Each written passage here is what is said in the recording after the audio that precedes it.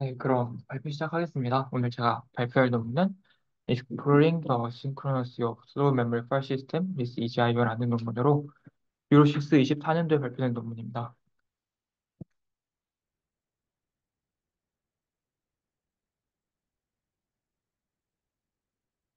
먼저 들어가기 앞서서 최근 이제 어떤 동기로 이 저자들이 논문을 썼는지부터 살펴보면 먼저 최근에는 이 리얼타임 데이터 프로세싱에 대한 수요가 증가하고 있습니다. 그래서 기존에서 쓰이던 디램은 캐피시티에 제한이 있거나 아니면 비용이 비싸거나 하는 단점이 있고, 그래서 NVM이 높은 덴시티와 낮은 비용으로 제공할 수 있지만 기존 디램에 비해서 더 느리다는 단점이 있습니다. 이 논문에서 예시로 가져온 게 이제 인텔의 옵테인 DCPMM이라는 NVM인데요. 이 NVM은 이제 그 로드 오퍼레이션의 경우 2배에서 3.7배 정도 더 높은 레이턴시를 가지고 있고, 밴드위스는 3분의 1 정도밖에 되지 않습니다. 또 스토어의 경우 레이턴시는 동일하지만 밴드위스가 6분의 1 정도밖에 되지 않습니다. 그래서 이 최신 연구는 느린 메모리를 파일로 추성할 것을 제안하고 있는데요. 그러나 이 파일 시스템이 이 싱크로너스한 I/O 인터페이스만을 제공한다는 것이 단점입니다. 그래서 메모리 로드나 스토어 인스트럭션은 원래 싱크로너스하기 때문에 이 파일 시스템도 싱크로너스한 인터페이스를 제공할 수밖에 없습니다. 로드, 특히 로드나 스토어 명령어 같은 명령어들은 이 캐시 미스가 나는 등의 경우에는 프로세서의 파이프라인을 수백 나노세컨드 동안 스토어시키기 때문에 결국 메모리 로드 스토리 오퍼레이션의 CPU 유틸라이제이션이 높아지게 됩니다. 먼저 이 그래프는 노바의 레이턴시를 이제 브레이크다운한 그래프인데요. 이 그래프에 대해서 설명드리기 전에 간단히 패스트 16년도에 발표된 노바에 대해 설명해 드리겠습니다. 이 노바는 허직스 LPL을 지원하고 있고, 이 스트릭트한 데이터 퍼시스턴스를 제공하고 있는 퍼시스트한 메모리 파일 시스템입니다. 먼저 저자가 이 노바 파일 시스템에 대해서 분석한 결과, 이 그래프는 원스레드로 돌렸을 때 그래프인데요. IO 사이즈가 64kB의 경우에는 맨카피에 걸리는 시간이 맨카피에 걸리는 시간이 전체 시간의 전체 CPU 시간의 95%를 소비하고 있고, 그 라이트에서는 95%를 소비하고 있고 리드에서는 63% 정도를 소모한다고 합니다.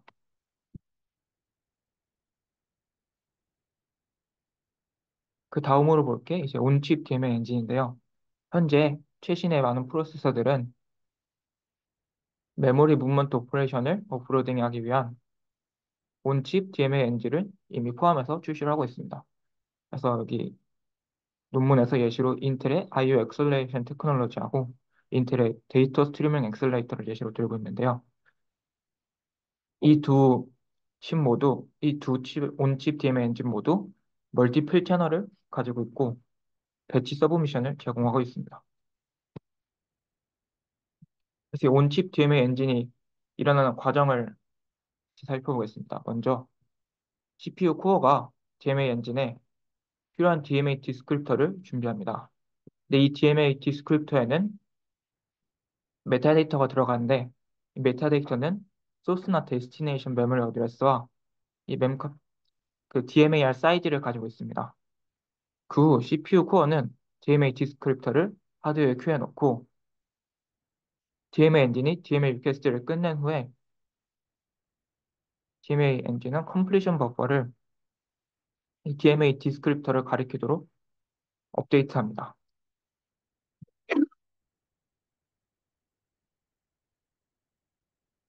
아래 보이는 그래프는 이제 멤카피와 온칩 DMA 엔진의 밴드위스를 비교한 그래프입니다. 뭐 이제 여기 멤카피는 한 종류밖에 나와 있지 않은데 이 이유는 멤카피가 IO 사이즈에 관계없이 항상 일정한 성능을 보이기 때문에 그래프에서 하나만 보여준다고 설명하고 있습니다. 그리고 이 DMA는 채널을 하나만 사용하고 있습니다. 따라서 64kB 이상에서는 DMA 밴드위스가 증가하거나 하는 식의 변화가 없어서 DMA는 64KB까지만 보여주고 있다고 논문에 설명하고 있습니다. 먼저 그래프를 보시면 온칩 DMA가 더 좋은 CPU 효율을 보여주는 것으로 확인했습니다. 이 온칩 DMA는 맨 왼쪽에 이제 코어가 하나일 때랑 코어가 16개로 많을 때랑 거의 이제 차이가 없는데 이건 코어가 하나일 때도 거의 최고 성능에 가깝게 뽑아내고 있다는 것을 의미합니다. 반면 멤카피는 점점 더 CPU가 많아질수록 효율이 점점 늘어나고 있습니다. 즉 온칩 DMA는 원 코어로도 CPU 효율을 다 뽑아낼 수 있는 반면 멤카피는 여러 코어를 다 사용해야 합니다. 그리고 또 온칩 DMA는 큰 IO 사이즈랑 적은 코어에 대해서 더 좋은 성능을 보여줍니다. 반면 mem카피는 리드에서만 DMA에 비해 더 좋은 성능을 보여주고 그 DMA랑 비교했을 때 IO 사이즈가 작을수록 더 좋은 성능을 보여줍니다.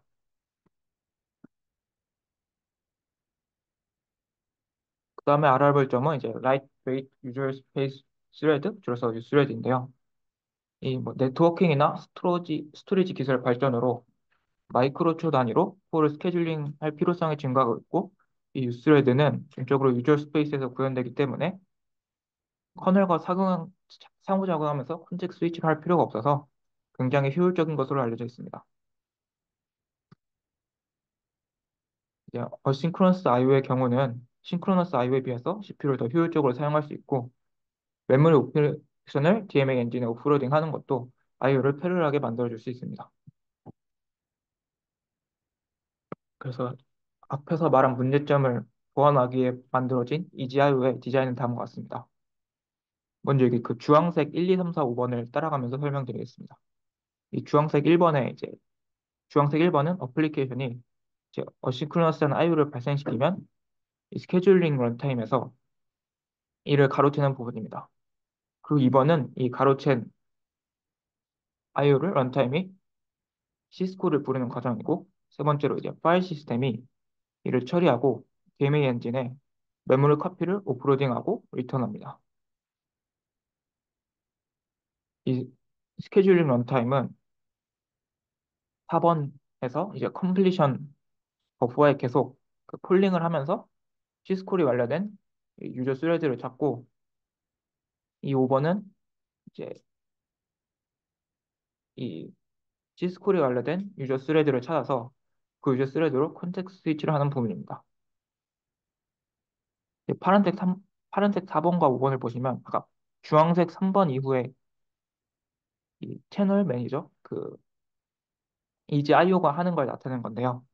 이 파란색 4번을 보시면 DMA 엔진은 파일 시스템으로부터 이제 DMA 리퀘스트를 받아서 이를 슬로우 메모리인 옵테인 DCPMM 등의 이제 DMA를 날리고 이 DMA가 끝나면 이 컴플리션 버퍼에 그 라이트가 컴플리션 됐다는 것을 그 업데이트 해주게 됩니다. 이 전통적으로 라이트 오퍼레이션은 메타데이터를 업데이트하는 게 데이터 업데이트 이후에 일어나게 됩니다. 즉 오른쪽 그림의 위쪽에 이제 데이터 IO가 컴플리트 된 것을 확인한 다음에 이제 메타데이터에 대한 시스콜을 하게 됩니다. 반면 EGIO에서는 데이터 IO와 메타데이터를 동시에 업데이트하게 됩니다. 기존과 달리 이게 가능한 이유로는 이 write 할 때 이 메타데이터에 채널 아이디와 DMA 디스크립터의 주소를 포함하기 때문입니다. 이 DMA 엔진에는 각각의 채널이 컴플리션 버퍼를 가지고 있습니다. 따라서 write 오퍼레이션이 끝났는지 확인하기 위해서는 채널 아이디를 사용해서 컴플리션 버퍼를 이동하고 컴플리션 버퍼의 DMA 디스크립터에 써진 주소와 메타데이터에 쓰진 DMA 디스크립터의 주소를 확인해서 끝났는지를 확인합니다. 이 컴플리션 버퍼를 퍼시스트한 영역에 둔다면 크래시 컨시스턴시도 보장할 수 있습니다. 이는 이지하이어가 커피 앤 라이트 파일 시스템이기 때문에 모두 가능한 일입니다.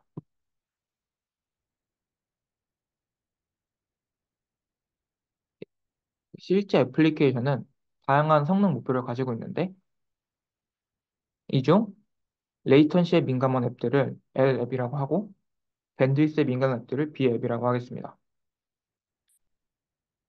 EGIO에서 모든 B 앱들은 하나의 DMA 채널을 사용하고 L 앱들은 4개의 DMA 채널을 사용합니다. 이 이유는 아래 그래프를 보면서 설명드릴 수 있을 것 같습니다. 아래 그래프에서 나왔듯이 2개에서 4개의 채널을 사용했을 때 이미 밴드위스가 피크에 달하는 것을 알 수 있습니다. 즉, 여러 개의 채널을 사용해도 밴드위스가 크게 늘어나진 않고 오히려 하드웨어 큐에서 정체가 일어나서 레이턴시가 중요한 워크로드를 수행하지 못하는 일만 벌어질 것입니다. 따라서 이 GIO에서는 밴드위스와 관련된 DMA 채널은 하나만 사용하고 이 레이턴시와 관련된 이 DMA 채널 4개를 사용해서 위와 같이 레이턴시의 중요한 앱들이 밴드위스 앱들에 막히는 것을 방지하게 됩니다.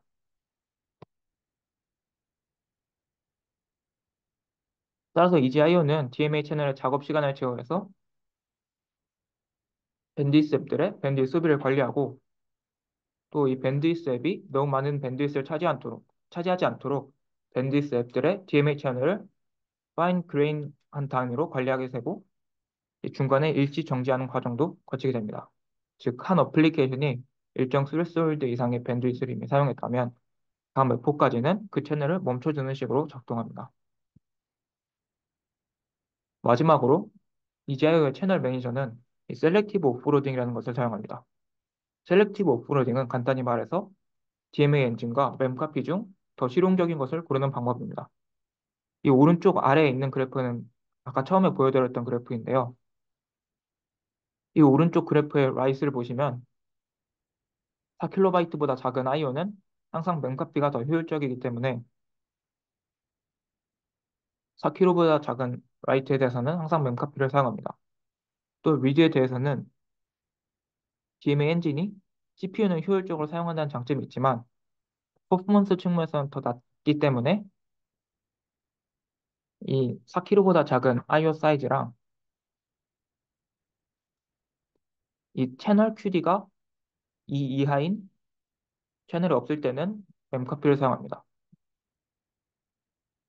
이 채널 QD가 2 이하인 채널이 없다는 것은 레이턴시 측면에서 오래 걸릴 수 있다는 것을 의미하기 때문에 이를 방지하기 위해서 멤카피를 사용하게 됩니다.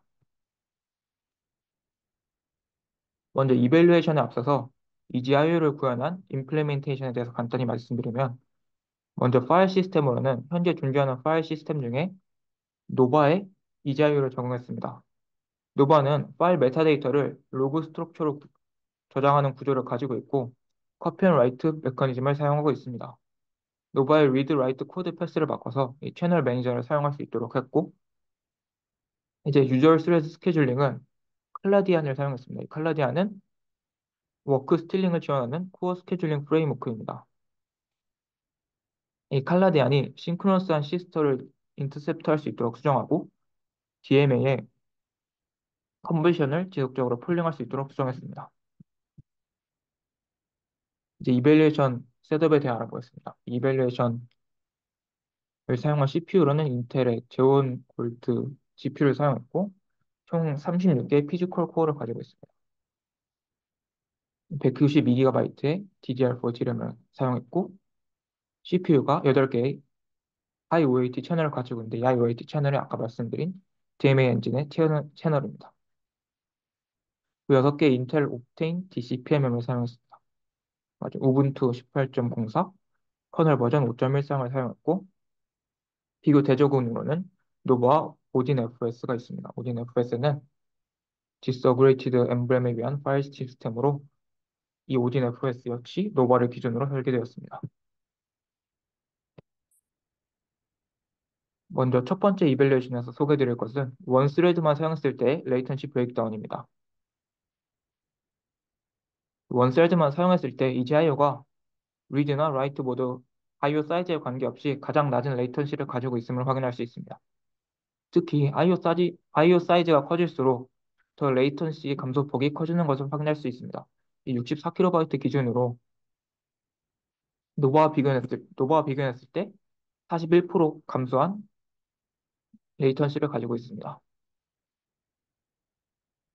CPU가 사용하는 부분도 크게 감소했습니다. 이 노바나 노바 DMA, 오딘 FS는 모두 CPU를 100% 사용하고 있습니다. 이는 싱크로너스한 인터페이스를 가지고 있기 때문입니다. 반면 EGIO의 경우 이 64kB 라이트에서는 37% 정도만, 그리고 리드에서는 5% 정도만 CPU를 사용하는 것으로 나타났습니다. 이 말은 CPU 타임을 각각 63%와 95%를 다른 곳에 효율적으로 사용할 수 있다는 의미가 됩니다. 그 다음으로 볼 것은 스루풋과 레이턴시를 비교한 그래프입니다. 워크로드는 FX 마크의 GWA과 DRBL을 사용했다고 하는데 이 두 워크로드는 여러 워킹 스레드가 파일 리드 라이트 할 때 사용하는 워크로드입니다. 위 그래프는 평균 레이턴시를 나타내고 아래는 99% 레이턴시를 나타냅니다. 그리고 이 각 그림마다 왼쪽 위에 도표가 하나씩 있는데 왼쪽 위의 도표는 피크에 도달하는 데 사용한 코어 개수를 나타냅니다. 이제 EGIO의 경우 라이트에서는 각각 16KB 라이트에서는 6개, 64KB 라이트에서는 2개만 사용하고 최대 피크에 도달했음을 알 수 있습니다. 이를 노버와 비교해보면 약 63%와 88%의 CPU 코어를 아꼈다고 설명하고 있습니다. 또 EGIO는 라이트 레이턴시가 다른 파일 시스템에 비해서 더 작은 모습을 보여주고 있습니다. 이는 DMA가 더 적은 코어만 사용해도 피크 라이트 스루풋에 도달하기 때문에 하드웨어 큐에서의 블로킹이나 디바이스 밴드위스가 큰 영향을 미치지 않았다고 설명하고 있습니다. 반면 다른 파일 시스템에 비해 리드 레이턴시는 더 높게 나오고 있습니다. 이는 EGIO가 멤카피와 DMA 엔진을 모두 사용하였기 때문이라고 설명하고 있습니다. DMA와 멤카피 엔진을 모두 사용할 경우 어싱크로너스한 IO는 싱크로너스한 IO엔 멤카피보다 더 늦게 실행되게 됩니다. 이는 싱크로너스한 IO를 실행하는 코어가 싱크로너스한 IO가 끝날 때까지 코어를 계속 차지하고 있기 때문입니다. 다음으로는 EGIO를 리얼 월드 애플리케이션과 비교한 그래프입니다. 이 아래 표에 IO 사이즈랑 read write 레이시오가 나와 있습니다. 먼저 스냅피, 그랩, ANN, BFS는 모두 IO 인텐시브한 어플리케이션들입니다. 이 스냅피와 그랩에서는 워커 스레드가 증가함에 따라 2.1배, KNN에서는 1.5배, BFS에서는 2.3배 정도 누바보다 더 높은 효율을 보여주었습니다. 이 워크로드에서는 EGIO가 어싱크로너스한 IO를 사용했기 때문에 다른 파일 시스템에 비해서 더 좋은 효율을 얻었다고 설명하고 있습니다. JPG 디코더와 AES는 모두 디코딩이나 인크립트가 CPU의 대부분을 차지하는 컴퓨테이션 도메인 워크로드입니다. 따라서 두 워크로드는 아주 약간의 스루풋 증가만 있었다고 설명하고 있습니다. 이 파일 서버에서는 노바에 비해서 2.3배의 효과를 얻었는데 이는 원 코어만 사용하는 노바의 멤카피가 DMA를 사용하는 것보다 덜 효과적이기 때문입니다. 마지막으로 웹서버는 컨텐션이 심한 워크로드입니다. 따라서 이 워크로드는 오딘 FS보다 더 낮은 스루풋을 보여주고 있습니다.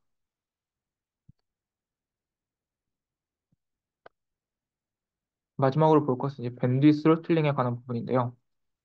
이, 이 그래프의 실험 환경은 먼저 폴그라운드 앱은 레이턴시 앱인 웹서버를 사용했고 백그라운드 앱으로는 가베지 컬렉션을 지속적으로 실행하는 밴드위스 앱을 실행했습니다.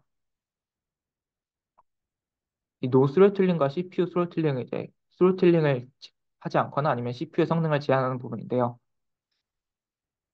이 두 개의 경우 foreground 어플리케이션은 웹서버의 레이턴시가 백그라운드 어플리케이션, 가베지 컬렉션에 일어날 때마다 레이턴시가 크게 뛰는 것을 확인할 수 있습니다.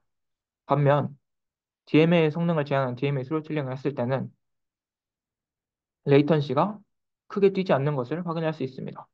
이처럼 EGIO에서 레이턴시 스파이크를 막기 위해서 DMA 스로틀링을 한 것은 효과적이라는 결론을 얻을 수 있습니다.